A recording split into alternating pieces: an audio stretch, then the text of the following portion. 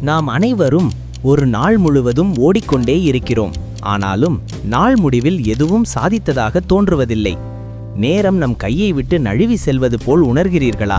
கவலைப்படாதீர்கள்.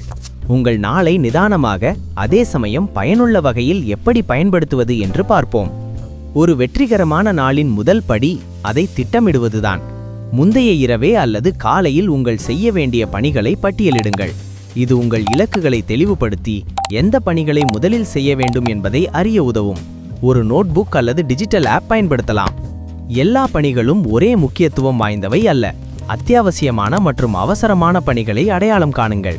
ஐசன்ஹாவர் மேட்ரிக்ஸ் போன்ற முறைகளை பயன்படுத்தி உங்கள் பணிகளை முக்கியமான மற்றும் அவசரமான, முக்கியமான ஆனால் அவசரம் இல்லாத என பிரித்து அவற்றிற்கேற்ப நேரத்தை ஒதுக்குங்கள்.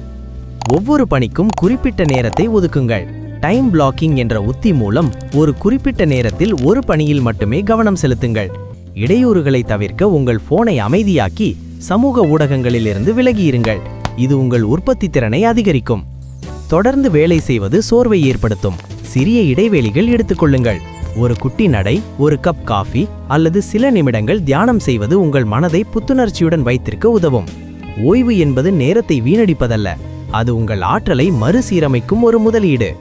நாள் முடிவில் நீங்கள் திட்டமிட்டபடி எவ்வளவு பணிகளை முடித்தீர்கள் என்பதை மறுபரிசீலனை செய்யுங்கள்.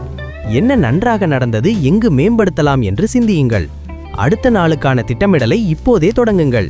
இது ஒரு சுழற்சி, ஒவ்வொரு நாளும் சிறப்பாக செயல்பட உதவும். நேரத்தை நிர்வகிப்பது ஒரு கலை. அதை நீங்கள் மாஸ்டர் செய்யும்போது அவசரமில்லாமல் நிதானமாக உங்கள் இலக்குகளை அடையலாம். உங்கள் நாளை உங்கள் கட்டுப்பாட்டில் வைத்திருங்கள். ஒவ்வொரு நொடியையும் பயனுள்ளதாக்குங்கள்.